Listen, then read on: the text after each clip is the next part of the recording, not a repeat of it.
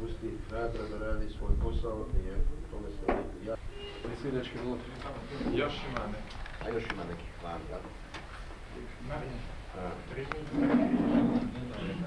Srpski križ. Nije to bilo nešto da kad ima Sad će doći, kad smo čekali. Dobro, u redu. Ina i Duha Svetoga, amen. Milost Gospodina našega Isusa Krista, ljubav Boga i zajedništvo Duha Svetoga sa svima vama. I s Duhom tvojim. Štovana braćo i sestre i cijenjeni branitelji, jer isključivo branitelji su danas ovdje, a svi smo mi nekako pozvani Boga slaviti i Bogu svome se radovati, pogotovo o danu uskrsnuća. Prošli smo i veliki petak i veliku subotu, dan iščekivanja uskrsnuća i do Uskrsa došli. To znači, nade su nam ispunjene u Gospodinu Bogu. Pa stoga se pokajmo onako kako znamo i umijemo, kršćanski, jel? Za sve one jade i nevolje, za propuste što učini smo, da bismo mogli milosrđe Božje u sebi imati u punini. Ispovjedam se Bogu Bože i vama, da sam riješio mnogo, mišlju, riječju i tjelom i propustom. Moj grijeh, moj preveliki grijeh. Zato molim blaženu Mariju, vas da djevicu, sve anđele i svete i vas, braćo, da se molite za me Gospodinu Bogu našem. Smilovan se svemogući Bog, otpustio nam grijehe naše i priveo nas u život vječni. Amen. Gospodine, smiluj se. Gospodine, smiluj se. Kriste, smiluj se. Kriste, smiluj se. Gospodine, smiluj se. Gospodine, smiluj se.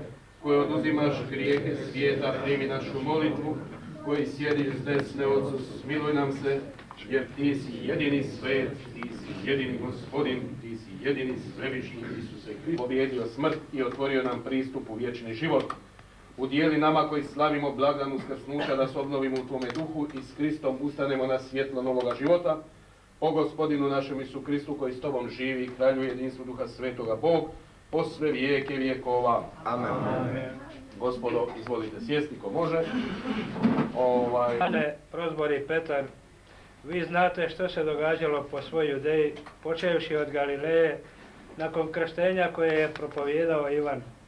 Kako Isusa iz Nazareta Bog pomaza Duhom Svetim i snagom, njega koji je, jer Bog bijaše s njime, prošao zemljom, čineći dobro i ozdravljajući sve kojima bijaše ovladao određenima, nama koji smo s njime zajedno jeli i pili, pošto uskrsnu od mrtvih. On nam i naloži propovijedati narodu i svjedočiti.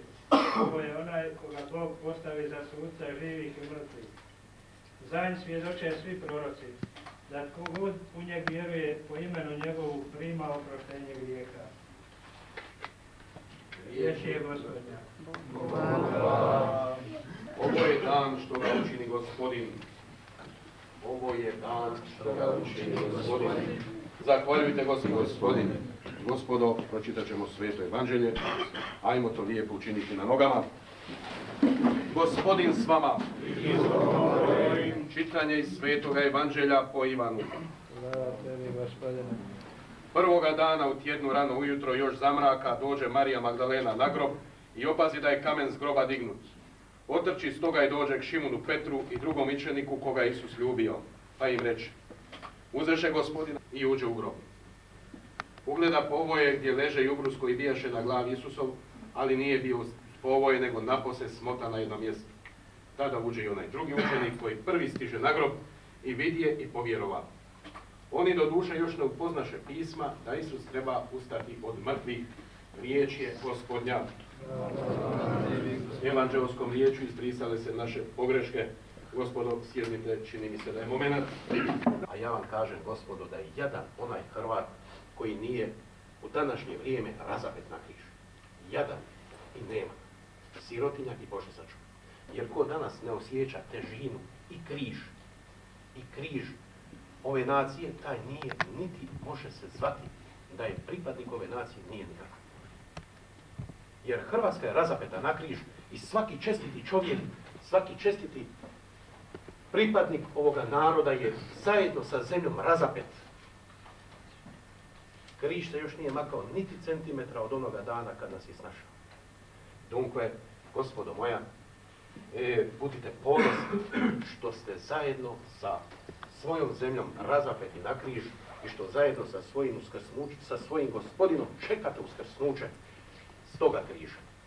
Ja sam zajedno ponosan s vama, jer još uvijek čekam uskrsnuće svoga naroda.